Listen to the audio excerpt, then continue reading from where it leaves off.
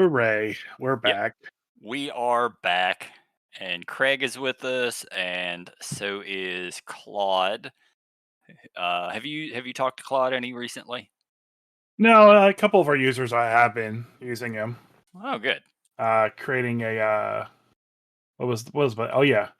Uh he wanted a D&D spell that summons a tornado. So he created Whirlwind, a 5th level spell. Spell creates a 10-foot radius, 30-foot tall cylinder of swirling air centered on a point you can see within range. Lasts for a while. Must make a strength saving throw. Will be pulled 10 feet towards the center of the whirlwind, taking 3d10 bludgeoning damage. Which is kind of cool, and will lead into a topic we're going to discuss later. But, That's actually anyways, yeah, that's not too shabby. no, that's not bad. Who are you, by the way? Oh, I am the Grumpy Dungeon Master Jay. Who are you? You tell me. I think you're the Grumpy Dungeon Master Christopher, um, but you could be Craig. I don't really know. I don't see him at the moment. There he is. Who am I? Are you asking Claude?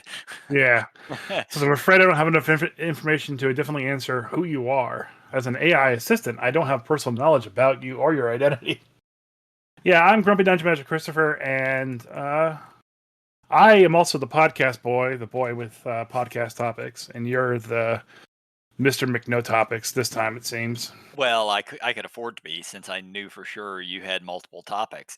Well, Because I do have multiple because topics. every week we are going to go through at least three of those books that you have picked up until I know what every single one of them is. We're going to go through one of the books that I picked up, Aw, and you mean it's uh, going to take me that much longer to figure out what the hell you picked up? yep. So we're going to go through another one of the books that I picked up from my local gaming store, Synergy, here in Charleston, South Carolina. I'm going to drive over to your house and find out. uh, we're going to go over one, which is actually is going to be a clue to what the next week is going to be. So that would be helpful. Oh, all right. Um, but the main topic that I want to discuss is I went to a Renaissance or medieval fair this weekend called Festival of Legends in North Carolina. Yeah, Ren Fair. It wasn't so it it wasn't a Ren fair. It was a medieval flea market. Yeah, I mean that's what most Ren fairs are. They have a few shows and then they sell you stuff. so this had a few shows, like the local full armored combat league was out there. Unfortunately, I didn't get their information because I saw them fighting, ran over there, sat down to watch them fight, and said, "Hey, we need a 5 minute break." So they took I don't know, but it was longer than 5 minute break, and I left. Kind of warm. I'm sure they were in armor. Oh yeah, I don't blame them. So I didn't get any information from them, but we did see a lot of vendors. And my wife kind of went there as like a green witch, green hag kind of thing. And she went in wearing a costume and left wearing an entirely different costume. We spent hundreds of dollars basically just decking out her costume. And she doesn't even LARP. No, but she's interested in LARPing now. We were talking a bit, and I mentioned just in kind of passing about Shadow Moors, our LARP's Oracle class, which is for people who are um, unable to participate in physical combat or unwilling to participate in physical combat, and how that class is tailored just to that. Yep. So she's like, well, that's up my alley, because when she did come and actually fight, she didn't like getting hit. So I understand that. That's for a lot of people. And Yeah. as someone who's on the plot team, and there's a big push and focus to have a lot of that integrated into our field battles and modules and stuff like that. Yeah. I've integrated into my field battles so far. For the module standpoint, they've all just been basically physical challenges. Just a lot of beat sticks. I haven't made that puzzle challenge yet, so I gotta go to Denny's and get the placemat and I have ideas from them. I have a lot of thoughts about stuff like that in general, and it generally aligns kind of with my thoughts on the tabletop as well. Um, you know, It's I don't. I think it's good that something like that exists. I don't necessarily know that our LARP is the place for it. Um, There are different types of LARP that are non-combat that yeah, already exist. I don't mind it It's like because hang on, it's like trying to take a Dungeons and Dragons game, which is heavy combat. That's the design of the system, and turn it into a narrative-based game. I can understand that, and I understand where that's coming from. But at the same time, too, as long as it doesn't disrupt the light style combat of the system, I think it's fine. Like Yeah, as long they're as over there's there in their little corner. One plot person is handling 7 people, and that's a good ratio of plot person to person kind of thing. yeah, as long as it's kept to somewhat of a minimum. Um, Yeah, you know, if we've got 100 players and 10 of them are the Oracle class, that's kind of the limit, I think. If you get you haven't been out this year. Um, at least 5 every field battle. And on the main one was 15 people were over there in the non-combat area. well, And there was how many were actually non-combat? Well, 70. Sorry, there were 15 non-combat people and like 70 other combat people.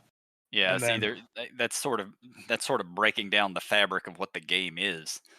eh, to, I can see that, but it doesn't take away from it, and it helps a lot too with the timing of the field battles. So you're not just standing around not doing anything for a while, which is always what kills me.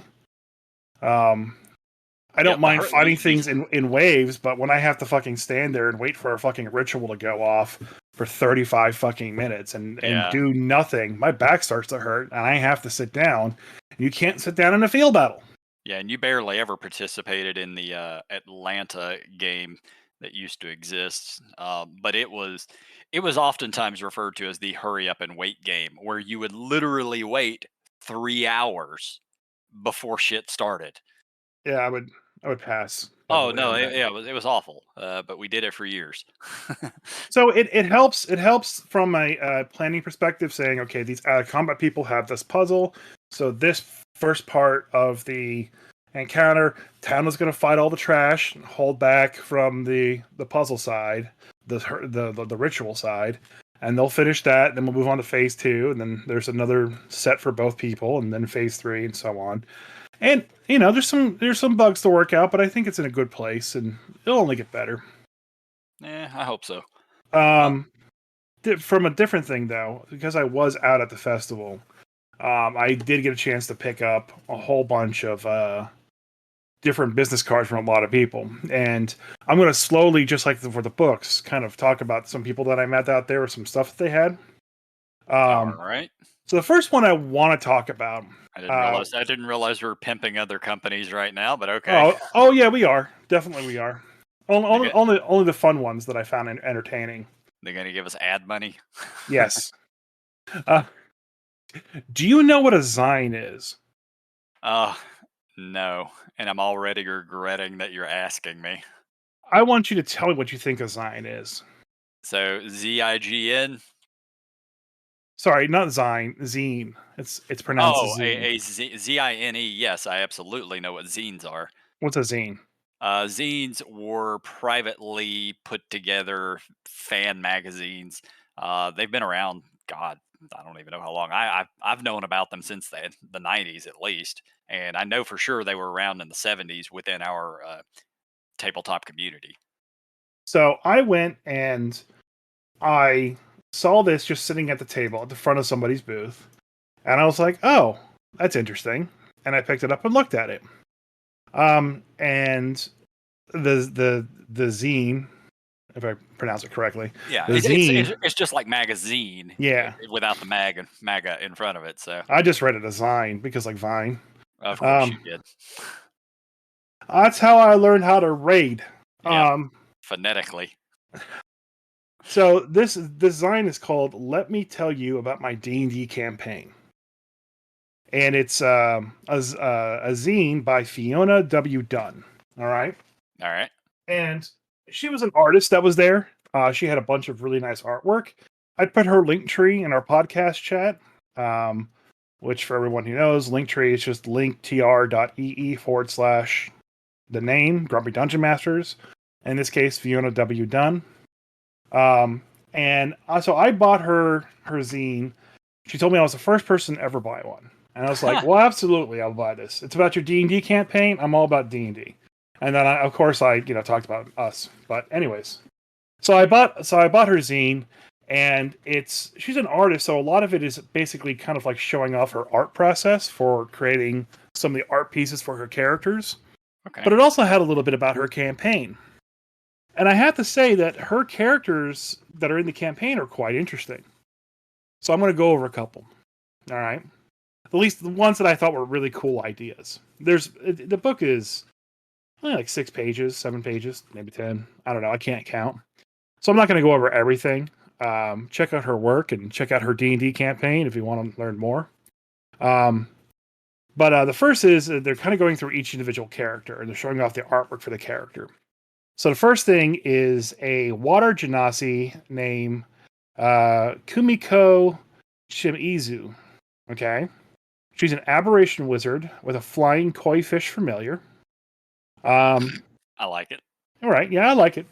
And the big thing about this character is that she's a mage. She's very battle hardened, and she comes from a clan that kind of revels in combat and, being worthy. But she is God marked. Okay. And that's where it's interesting. Tell me if you ever run across this. She is God marked so that beings with true sight will see a crown of thorns, or like a halo of thorns, and a golden crown that sits above her head. And she's basically God marked, so she has to go through this, journey to kind of figure that out and do everything with it. Have you ever seen that before, like a God mark or some other kind of mark that only appears over somebody with true sight? No, I can't say that I have.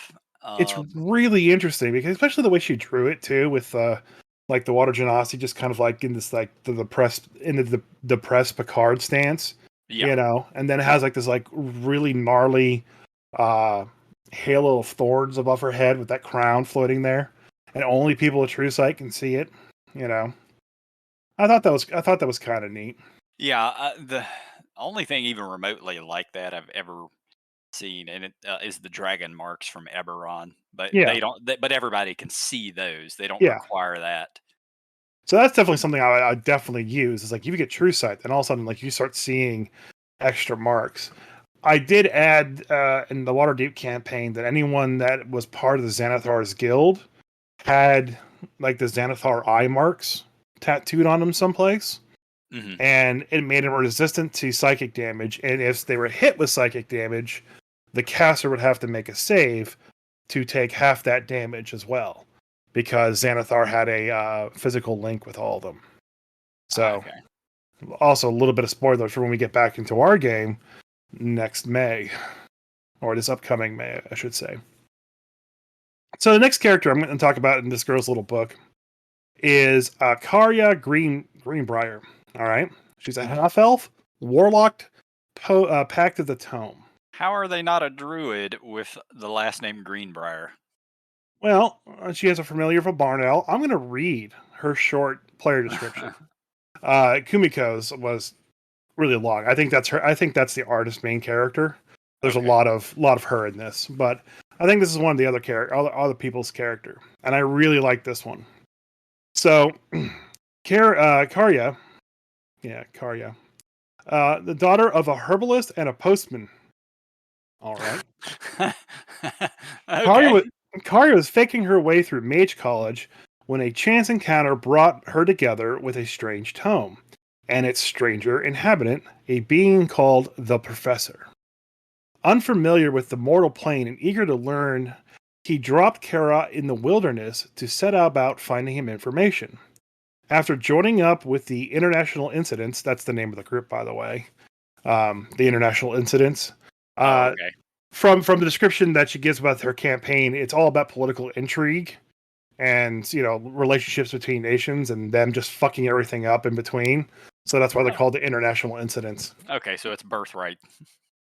Birthright is a second edition setting that's literally you're all politicians.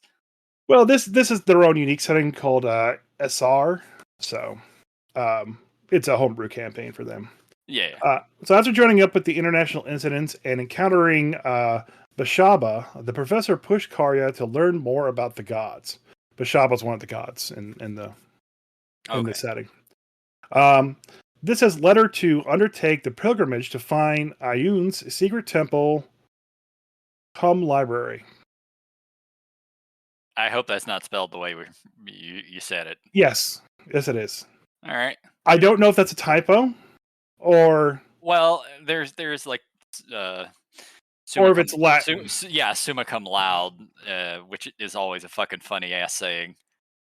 So temple cum library. So I don't think it's a cum library, but I think it's cum library. I don't know. Yeah, summa cum laude is a Latin phrase that translates to "with the highest honor." I don't know what the cum word means, but Hmm. specifically, anyway. Only discoverable with all three pieces of a sacred artifact called the Eye of Anun. Recently, Kara was saved from abduction by a band of Githyanki. In the process, she learned that the professor was originally a Gith AI created for interplanar navigation who gained sentience and escaped. Collier is headstrong, curious, and sometimes petty, not above lying or flirting her way to get an advantage. She's fast to make friends and deeply loyal to the party.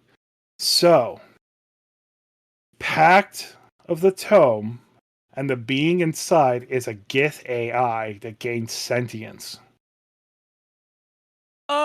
Okay. That's most of my campaigns. I'm gonna say hell no to that one, but that is definitely a creative take on it.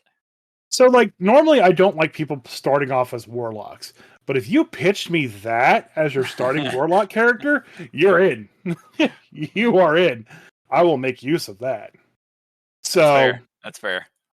like, that is just cool. I read that, I was just like, oh my god, that has to be the best uh, idea ever. A little bit later on, when you get past the characters, they were talking about like the story and the love story between Kumiko and what was supposed to be an NPC, but turned into being a PC because the party wouldn't let it go. Oh, okay. Jean Baptiste Jean Baptiste de Vinci. So Jean Baptiste Davigi. So it's supposed to be just an NPC, but the group kind of held on to it. So I guess Kumiko eventually falls in love with him, and blah blah blah. They make babies and stuff. But anyways, one thing that they do though is they take JB, who's John Baptist. They take his Zyhander sword and enchant it with an infinity to the plane of water. Drawing on her own Genasi nature to create the link, JB now wields the sword, a razor sharp cutting spray of water flows ahead of the sword blade. So now they made their own Zweihander that shoots out razor sharp waves every time he swings it. Kind of cool. That's some video game shit, but neat I love it. nonetheless. Yeah. Uh, So yeah. so Like I think this is one of my favorite purchases from the thing, especially since like I can see all her art and all her comments about it. But I yeah, I love. I mean, fucking love the idea of zines. I miss magazines horribly. Let's be honest. yeah. The internet's great. I can get all the information there, but there's just something about buying a magazine pertaining to one of your hobbies and just having it there to flip through anytime you want. Yeah, and it's a very millennial thing, man, Oh, because I know. I never magazines expected to don't come back. exist anymore. Nintendo Power was canceled. I know, right? That was the end of an era. Um, My daughter doesn't know what a magazine is, and we got her highlights for kids. yeah, I'm She surprised that's still around. Holy shit. Yeah, but well, you need to put something in a doctor's office, you know. That's yeah. Well, that's usually like Car and Driver or Sports Illustrated. But she doesn't do anything with them. Yeah. Like everything that she can do in highlights, she can do on her tablet. Yep. Oh, I know. And it creates a problem too. Like when we're on a trip, like, oh my god, I can't do anything without my tablet. Well, here's the highlights magazine. what's this? I gotta read this? I can't even touch the screen. Like, Yeah, you flip the page. The page is the screen. You flip that's it. too much effort. I can just tap. Uh, yeah, I don't even want to have this discussion. This is the old man in me saying no. I'm backing away. That being said, I got to looking up because I remember multiple zines over the years, and I couldn't really find much on them. But there are a shitload of them pertaining to Dungeons and Dragons and role playing games. Yeah. Magazines, when it came to D&D, the most famous, obviously, are Dungeon and Dragon. But those weren't. They are zines technically, but they're really owned by TSR, or I don't know if they were initially, but at some point TSR picked them up, and then Wizards of the Coast took over it. The other one that was really big was Polyhedron, and I don't know Hmm. if you've ever heard of it or not, but it ran from like 1981 till 2005 when WotC more or less turned it into an email newsletter because that's what happens. But Yeah. yeah, but it would talk about all the upcoming games that were coming out. It would have articles on things you could do, like very very similar to Dragon magazine. And I got to looking just to find a few other ones that existed, and these are the ones that never made it big time. And if you can get a hold of some of these, some of them were good freaking money, and obviously they're like some of them were so small it might have been one dude at I don't know, the first like Gen Con 1 who handed out his 3 issues that he had of this thing that he had printed up in his basement somewhere. So there are a lot of zines that exist that just never had more than a handful of copies made. Yeah. Uh, but like there's one that I see on eBay currently called the Strategic Preview, and apparently there are 3 different issues of it. And I, the price they're asking, it is not worth that, not even close. I see one listed for 4 grand.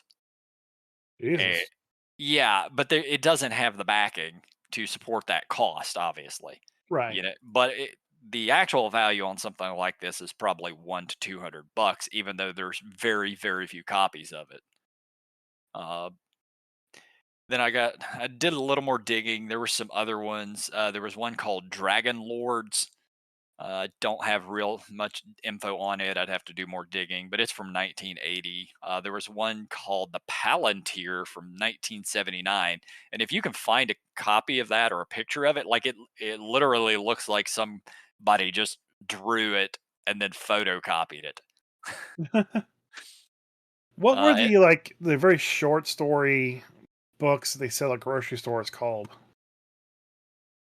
Like, mm, if Zines basically a self-published tiny magazine, yes. they were publishing like chapter books essentially, like a story that was like, here's a 60-page story about fucking Jack, Reacher, Okay. from the actual author, but I can't remember what they were called, but Huh. Uh. Yeah. I don't know. books or something. I don't know. I don't remember. Books. No, There. Quooks, Oh, okay. Yeah, quick I have books. Quicks. I've never heard of this. I probably have seen it, but I don't know. It's not registering to me what it'd be called. Yeah. I did find one of these zines that you would absolutely love, and apparently it's 1979, 1980, and it's called The Beholder. And Yeah. the front cover of the first issue, and I don't know if there are more than one issue, is literally a first edition Beholder that somebody drew. Yeah. Here, I'll post the link in our chat for the one I just found. I also posted Fiona's the cover to her Zine, which is basically a guy using Thunderwave while riding a flying carpet on a bugbear. Yeah, I see that, which is with a I guess a heat metal flame burge or some shit. Yeah, that's the Zweihander from that they used. Ah, okay. Yeah, yeah. I looked at her art. And her art style is very similar to what you posted. Yeah, The not. Beholder, issue y- 1. Yes, yes, I love it. So, So, I did have a couple more things to talk about before I get into the book that we reviewed. Did I ever talk to you about the holy water flail? Sounds familiar, but I think we're about to talk about it again. Well, it came up again in my perusing of Facebook Reels. And I posted it in our podcast chat, but it basically revolves around the show Delicious in a Dungeon, Uh-huh. which is like one of those Japanese cooking shows where everyone like makes fancy looking food that's drawn to ridiculous detail, and then they eat it and they have an orgasm, their clothes blow off of them. Yeah. So that's like that's I've never watched any of those kind of anime, but sadly I am familiar with it at least. yeah, it's a very very popular thing. I hate them. I just can't stand them. But Delicious in the Dungeon takes a fantasy approach to it, where the group is traveling through like the dungeon of the Mad Mage, and they're out of supplies, they're out of food, so they're basically killing and eating the monsters along the way, and they keep basically discovering new things about the monsters, like these animated armors are actually just a small cluster of single cell organisms that live together that are delicious when boiled with butter, you know. So in one of the episodes, the dwarf chef that's with them brews a bunch of alchemic ingredients together to basically make holy water. The caster also has to, imbue it to make it actually holy. And then he puts it in a glass vial, ties a rope around it, and starts using it as a flail to beat back ghosts. All right? That's legit. That's legit, right? So then I was kind of curious, okay, does this actually work in D&D? All right. So I went to D&D Beyond, my favorite resource for looking up shit. And holy shit, that's already a thing. The holy water flask, the equipment, has in it that you can throw the flask, it shatters when it hits something. Yes. Or a ghost, and does 2d6 radiant damage. Yep. Okay. So the water does do damage to the thing that it hits. Okay. Mm-hmm. Now, in the show, he doesn't smash the vial because he's just swinging it around, okay, and hitting the ghost, or like swinging it through the ghost, and the ghosts are incorporeal. It's not shattering, okay. Right. And even if it does shatter when it hits a ghost, you could just put it in a metal flask, Yeah, yeah. and so it won't shatter. Well, And they swing it used around. to, yeah. God, what do they call the holy water flails? I can't remember what it's called. Yeah, There's but those actually, sprinkle water out. Those are actual things. yeah, but you could build one like that. I'm Yeah. drawing a fucking blank on the name. It's pissing me off. But you could build something like that, and I would even allow it kind of in game. It would depend on which game I'm running and whether or not my players wanted to get creative for something like that. But you have a flail that you can basically load it up with holy water. But the thing is, as a DM, I'm only going to allow the first swing to do the holy water damage. After that, it's emptied itself out. Well, that's not the way it happened in the show, but because they just kept swinging it around and hitting other ghosts with it. Well, it's like those old movies where they keep firing and they never run out of bullets, That But never happened in any old movie. literally every single TV show from the 70s and 80s and earlier. You just didn't notice the guy from Tombstone reloading mid-scene. Yeah. That's all. Who was the bad guy from Tombstone? Fuck if I know. I've only Who's seen that movie once. You've only seen Tombstone once? Yeah, I'm not really a fan of it. What? Are you a man? Yeah, I definitely am. I love westerns. Just that one wasn't Corley one of Bill Brocious. Brocious. them. All right. Yeah. That's like the best Western. How could you Oh, not like it? no, there's way better westerns than that. No, that's the best one. Oh no, Joe Kidd is definitely better. No, it's not. No, it's not. Yep. Tombstone is objectively the best Western cowboy movie ever made on the face of the planet. North to Alaska, Rooster Cogburn. You're naming other good Western films. No, I'm but naming better Tombstone ones. is the best one. Anyway, moving on. Wait, Tombstone, isn't that the one where he said, "I'll be your Huckleberry"? Yeah. Yeah, that's why I fucking hate that movie. I'll be your Huckleberry. Yeah, I hate that line. I have always hated that line. It Yeah, doesn't make sense. I don't know what the fuck that's supposed to mean. it's a taunt. He taunts, and that's his taunt, and it works. I'll be your pie. I'll be your fruit. I don't know, like what the fuck that's even supposed to mean. It's a shitty line. I looked this up before. I, I say we just keep moving on, finish our No, other conversation, because this podcast is quickly getting derailed by westerns. so We could I'm your talk about Huckleberry, and means I'm the one for the job. okay. How old is that phrase? Is it from that movie only? No. Um, it was popularized by in 1993. Um, and it has historical reference back to. Give me a date. There's a famous Western phrase called a hucklebearer. Would also be a pallbearer. 1800s is where originated. It was seen in newspapers up until 1873. Well, all right. At least that gives it a little more context, making it a little more legitimate. It's So there is still an not a great ad. line, but There's an ad for Nebraska flour and cornmeal that read, "If you want #1 family grocers that will please everybody, we are your Huckleberry." Yeah, good to know. yeah. So it's an actual line.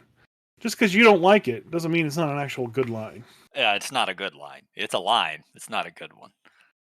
So from Huckleberries to fucking Goodberry. Nice transition. You're welcome. Are we going to talk So about Goodberry? yeah, we're gonna talk about Goodberry. Um, we've been streaming Solasta, and we've been making numerous. So Solasta, for those who don't know, is an almost faithful recreation of 5th edition in video game form. It's pretty close, yeah. It's like 85%. They made some changes. There's stuff that's not in there. But there's a lot of modding and mods in the community that can make it even more, or have your own custom rules added to it. But essentially, it's a game that the small development team made for their 5e campaign. So one person's zine is another person's developed video game. Yeah, when you're done with Baldur's Gate 3, then play Solasta. You won't Play regret it. Fallout 4 because everyone's addicted to that right now. Then Uh, go back and play Solasta. so I bought Fallout 4 on the PC today. So I'd started it back up on the PlayStation 4 because I already own that copy, and the controls are like, ugh, Yeah, I'm on a controller. Fuck this. So right. I went ahead and bought it on the PC and started playing it, and I ended up getting a refund because I'm like, no, the controls are shit. Fuck this game. So Yeah, I had to go through and customize mine to make it better. I looked for a mod to fix it, and I All didn't the see. mods broke. Yeah, I didn't When see any. Yeah, they did an update recently, which broke yeah, everything. So when the show came out, they updated the game to what seemed like to intentionally break every mod that was out there and make it more console friendly, which kind of broke a lot of the game. But that's neither here nor there. I could rant about Fallout for hours, but I yep, won't. yep, So in Solasta, a big part of it is supposed to be the travel in between sections. And we are trivializing all these travel encounters because we have a druid with Goodberry.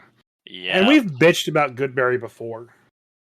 And if you allowed it in your campaign and you let any fool with a focus or an arcane component pouch cast it without any additional costs, you will never have a survival counter in your D&D session ever again. yeah, Because it heals you, it gives you food and water for a single fucking berry, and he makes 10 of them a day.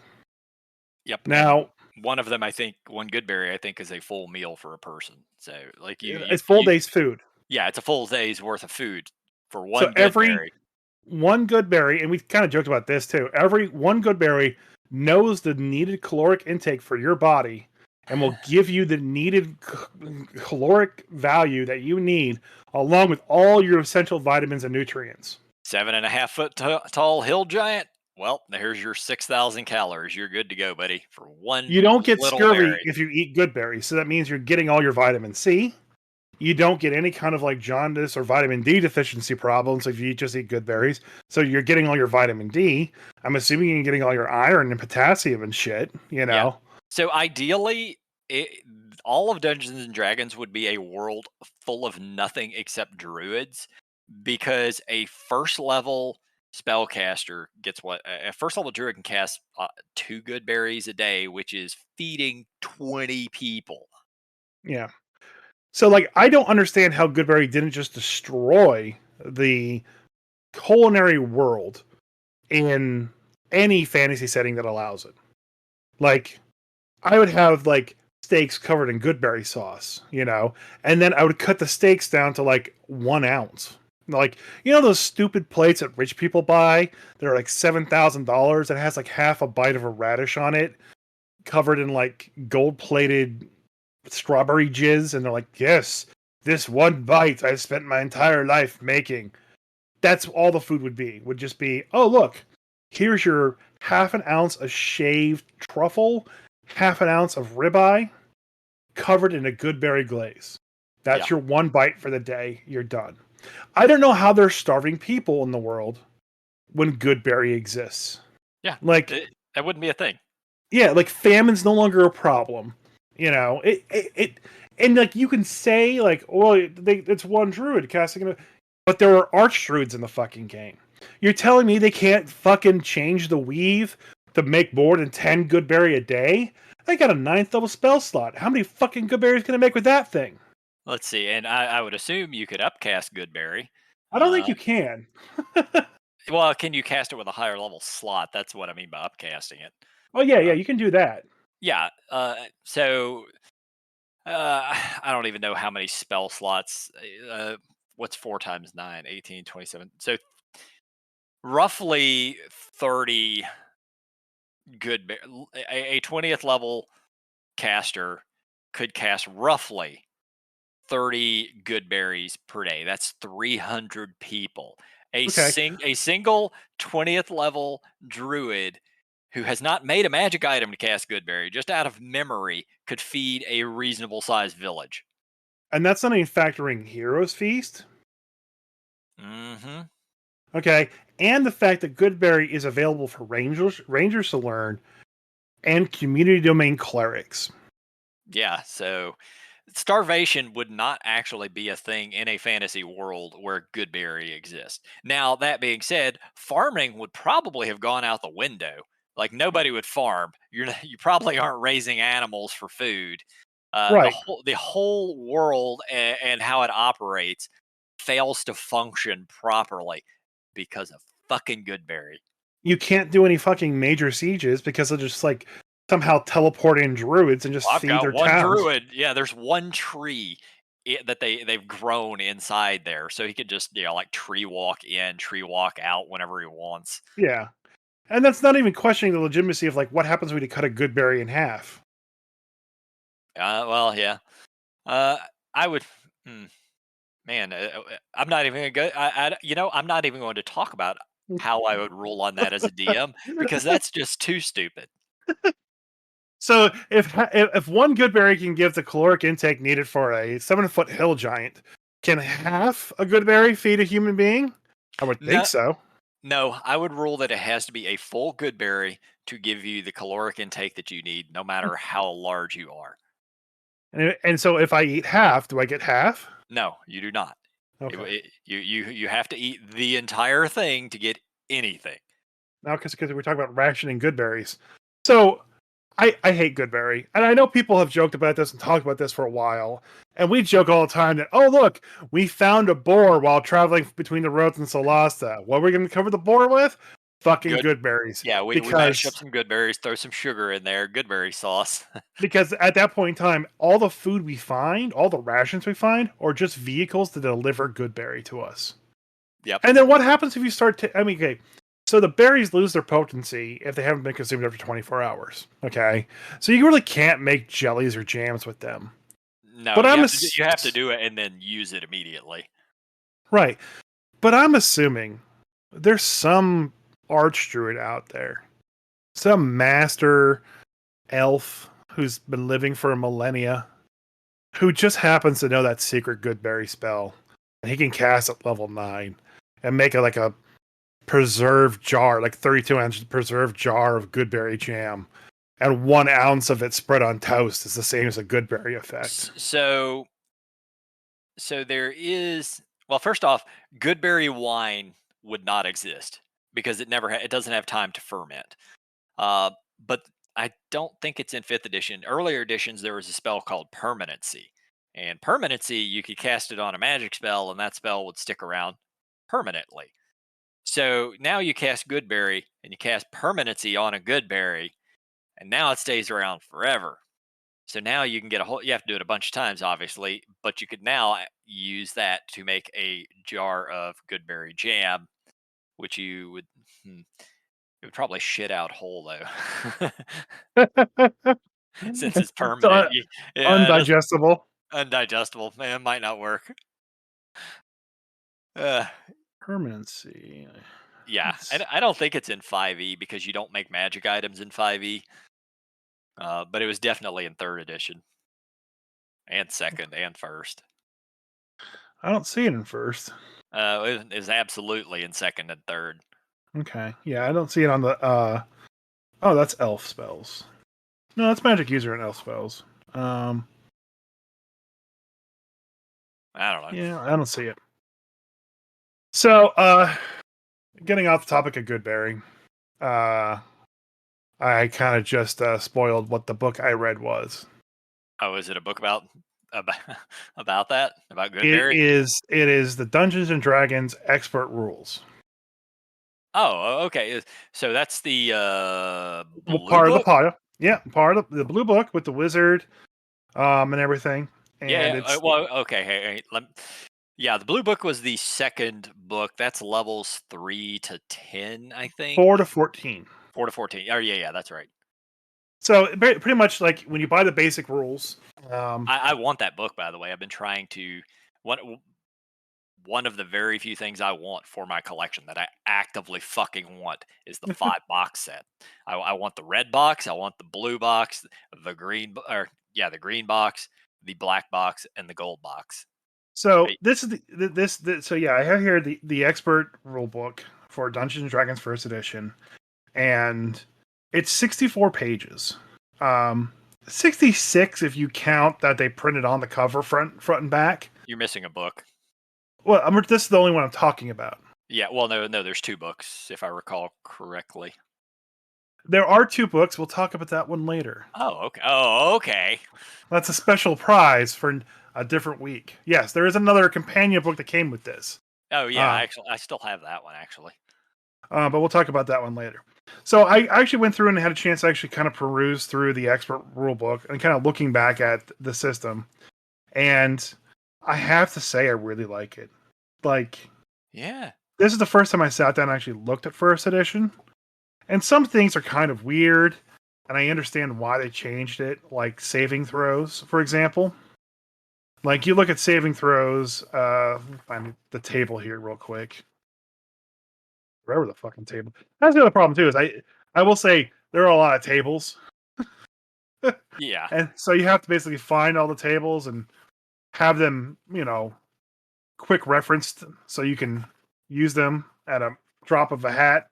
That way you don't fumble around like I am currently trying to find the stupid save table to figure out Yeah. what save you have against Dragon's Breath when you're level 7 as a So cleric. so so let me catch everybody up real quick on what we're even really talking about here. So Damn it, Dungeons where is and it? Dragons came in a couple of different editions for those who aren't familiar.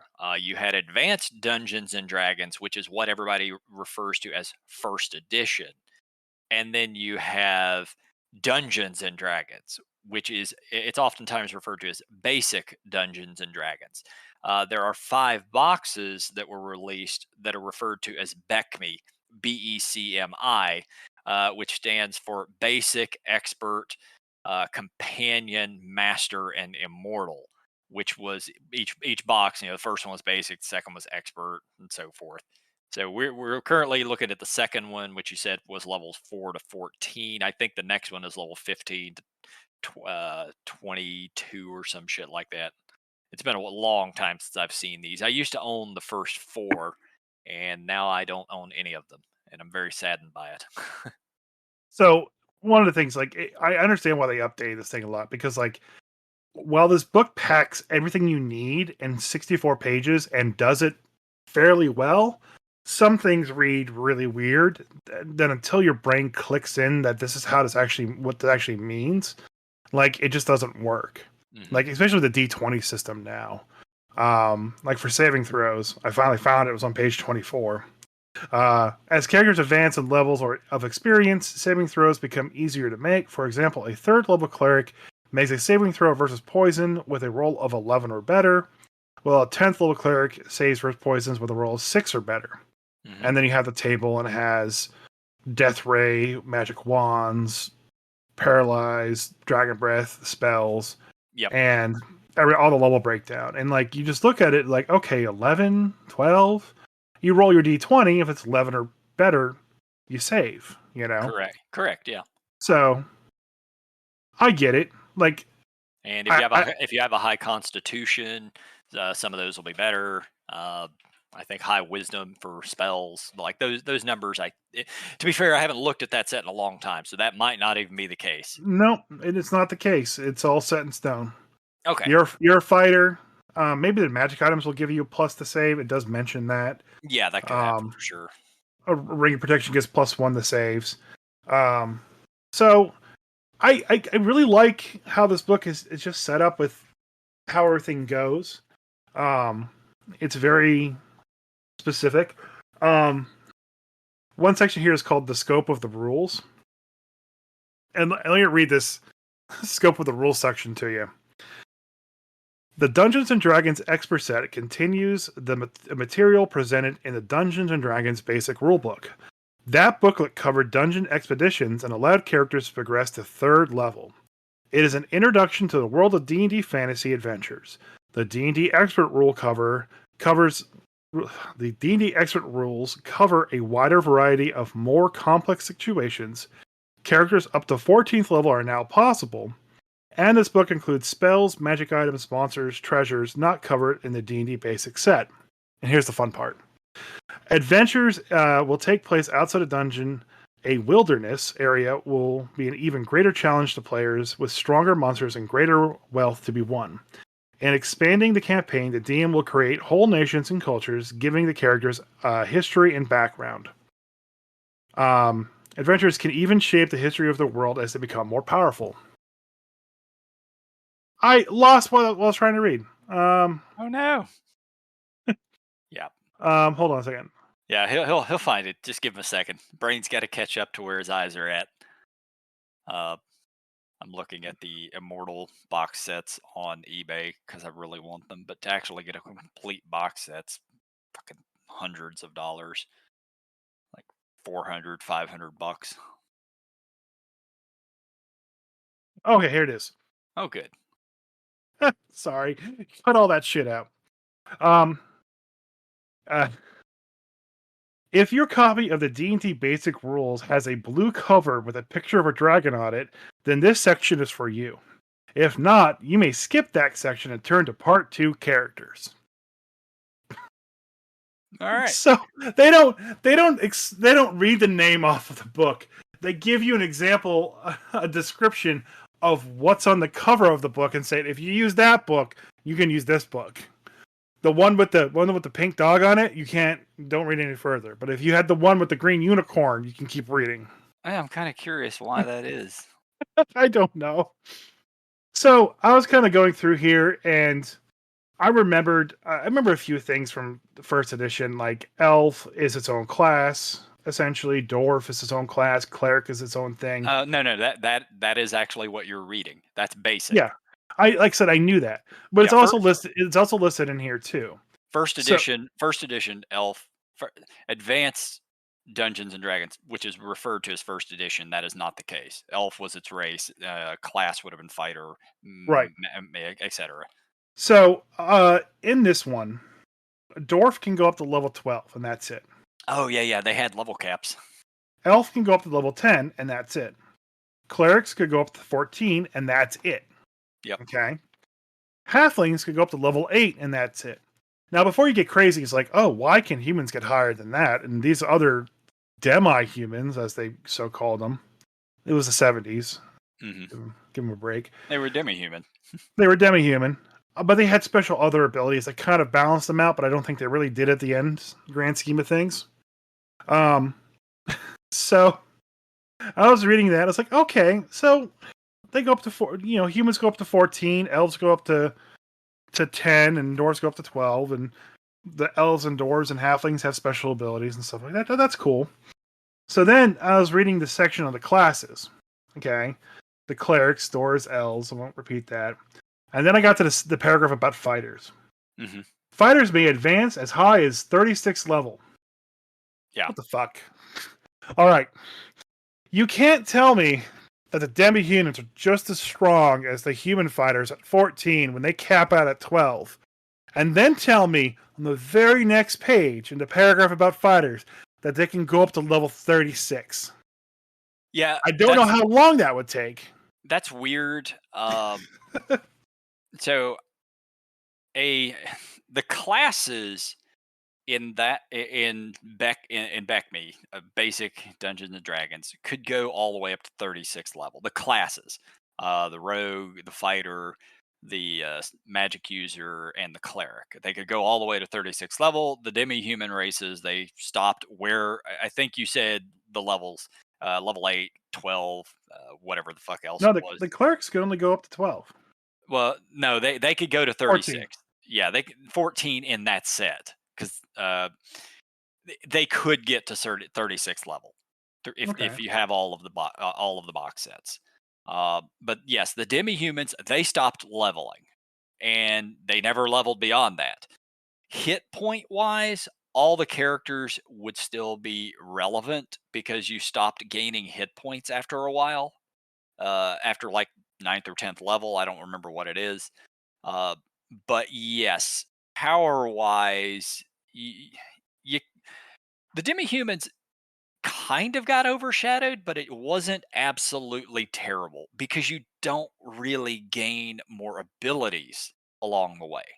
Yeah. And it seemed like when you reached level 9, a big part of this book talked about opening up a stronghold and like starting followers, back. Yeah, and starting back again at level 1. What I found interesting is that the halflings. So all these other classes, like at level 12, at level 9, a dwarf can make a stronghold. They have special rules for the stronghold. Same thing with the elves. They make a stronghold in the forest, essentially. Fighters get castles. Mages get their magical research laboratory. Clerics get castles based on a deity. But the halflings, doesn't matter what level the halfling is, as long as it has the gold, it can make a stronghold. Yeah. So at level 1, if you have enough gold, you can start building a stronghold as a halfling. That's why halfling's the master. Yeah, halflings are definitely the master class. That's why they only go up to 8th level. Yeah, I don't remember all the specifics. I know that elves were both fighter mages. Yes. Dwarves were just durable fucking fighters, and the halflings were basically rogues. And what I like too is they had different names per level. So for cleric, they had acolyte, adept, priest, priestess, vicar, curate, elder, bishop, lama, and then from 9 and above, since you could buy your stronghold down, you're just either a matriarch or patriarch. Yeah, these were titles that you were awarded as you leveled up. Yeah. So for dwarves, you have veteran, warrior, swordmaster, hero, swashbuckler, Myrmidon, champion, superhero, and then lord or lady. Yeah. I don't know why swashbuckler is above hero. That should be like 2, honestly. Yeah, and obviously, swashbuckler is not going to be the same thing as a superhero, despite them literally being on the same path. So the elves, they actually had 3 names. No, they had 2 names, sorry. They had medium, veteran, seer, warrior, conjurer, swordmaster, magician, hero, enchanter, swashbuckler, warlock, mirrodin, sorcerer, champion, necromancer, superhero, Nice. wizard lord or wizard lady.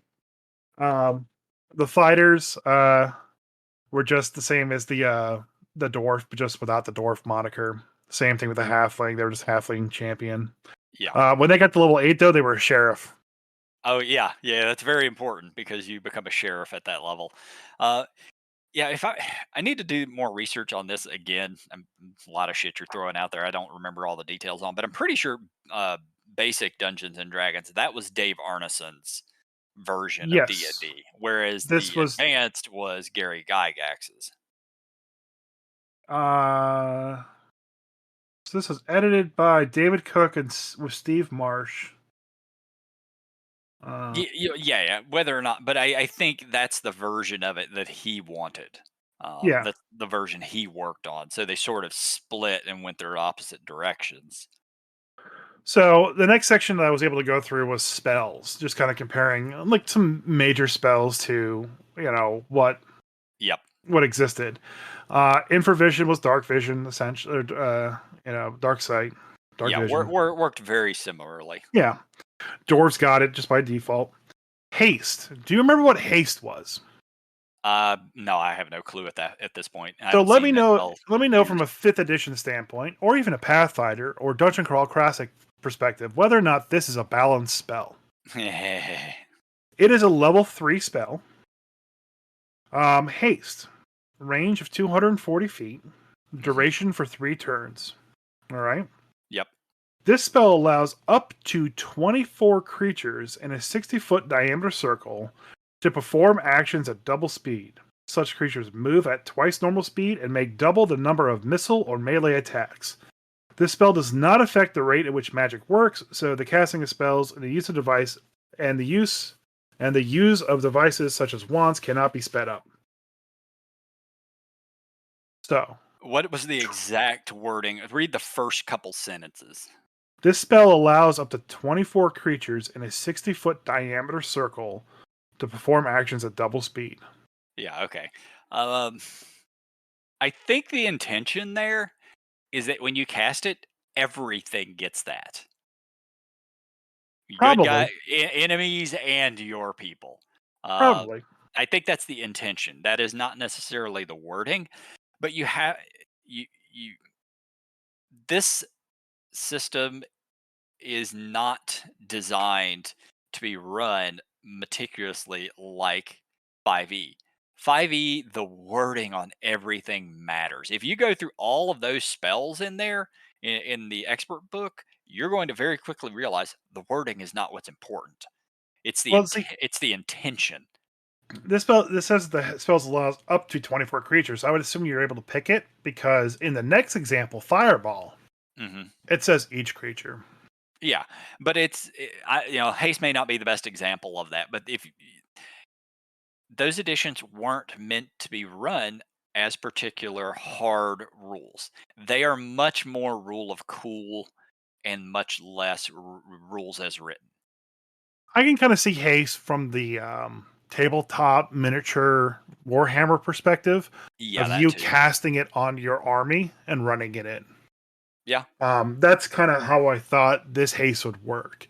But assuming it's bringing it forward as is straight to 5e, you're like, shit, I have a party of 6. By 5e rules, that spell is incredibly broken. So, do you remember Fireball from Basic? I think it was 66.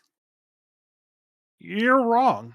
Okay, well, I know second edition it's 66. I don't remember then on basic. So, Fireball. This spell creates a missile of fire that bursts into a ball of fire 40 foot across, 20-foot radius. Yep.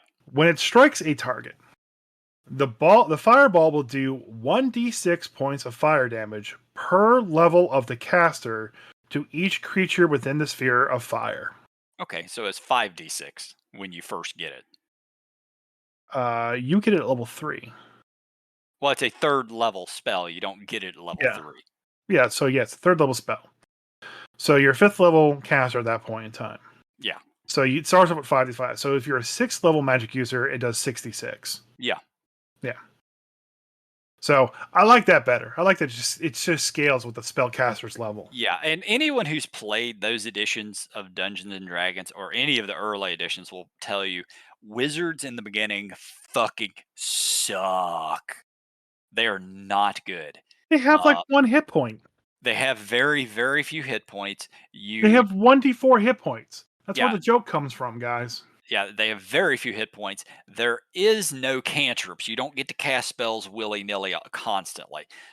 You at first level, you have one first level spell that you can cast. After that, you're stabbing things with a dagger or hitting it with a staff with your massive 1d4 hit points and no armor. So in the beginning, wizards are fucking terrible. But by 20th level, when you start really gaining power, wizards are busted. Very, very powerful. Way more powerful than any fighter, way more powerful than, I won't say more than a cleric per se, but just more powerful than everybody else because you have access to incredibly busted spells. And that was the intention. I like the death spell too. Just called death. It's just death spell. This spell affects a cube 60 foot on a side, and it will kill 4 to 32, 48 levels of creatures of less than 8 hit die in this volume. Any excess is lost. So it's like how sleep works. It's like sleep, except it kills you. It's like sleep kills you. You do make a save versus death. So What is it? Symbol of death. It's basically that. Yeah, it's based off of hit points. If that poor Balrog, he didn't have enough. and then I think there was another one. I think the Disintegrate was in here someplace. Yeah, probably. Yeah. The nostalgia I'm getting just from talking about this. Like you have no idea how badly I want those box sets. So at some point over the next couple of years, I will start piecing them together. I'll get him eventually, I swear. I do. The first couple aren't that expensive. It's just the black box, which is the master, and the immortals. The immortals is really fucking expensive because they didn't make a lot of it. Disintegrate, here it is. This spell will disintegrate any single non-magical creature or object. A tree, a dragon, a ship, a 10-foot tall section of wall, and so forth. May all be affected by this spell. Creatures are allowed a saving throw versus death ray with success resulting in no effect. So it's just a save. Yeah. And then you're gone. Holy fuck. Yeah. That's what most spells were back then. You get one try and then you die. Man. There's no turn to stone where you get 3 saving throws. So back to when we were reading Claude's thing, and they had what did Claude do for his AI tornado? 3d10, I thought. 30-foot radius, 100-foot tall tornado springs into existence at a point you can see. Strength saving throw will be pulled into towards the center of the tornado, doing 6d10 bludgeoning 6d10, damage okay. and knock prone. So this one is control weather. Yeah. It's a real spell. What levels control weather? Doesn't say. That is I remember that spell from 2nd edition. I think it's even in 3rd. I'm trying to find the level of it. I thought it was 4th or 3rd. Yeah, control weather was even in 3rd edition. In that edition, it was 7th level. 7th? Yeah. There's no 7th level in this one, though. Well, yeah. Oh, it's level 6. Level 6. Okay. So this one, you can control weather. You have options of rain, snow, fog, clear, intense heat, high winds, and tornado. So, tornado. This creates a whirlwind under the caster's control. It moves 120 feet per round. Attacks as a 12 dice air elemental and dissipates when the spell ends. At sea, ships caught by a tornado must make a saving throw against storms or take 12 points of hull damage. See, even this had ship combat. Yeah. Oh yeah. No, they definitely had ship combat with rules for it. So yeah, A 12 hit Yeah, die air elemental is what a tornado is. yeah. So that right there alone, knowing that there are ship rules in basic Dungeons and Dragons, tells me that even basic was better than 5e.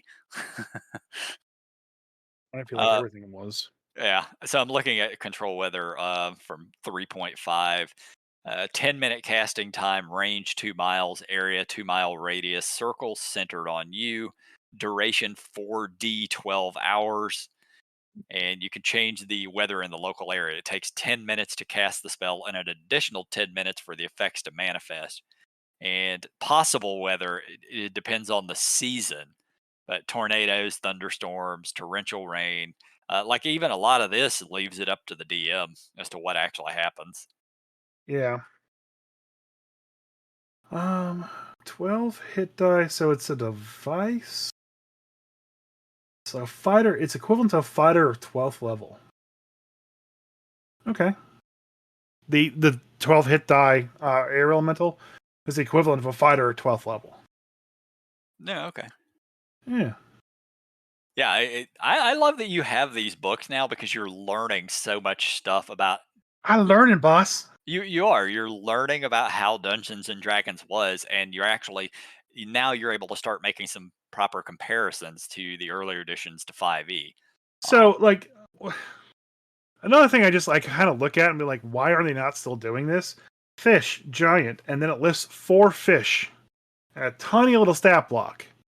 The size 2 inches by 3 inches is the Yeah, space it takes up on the page. that's all you That's needed.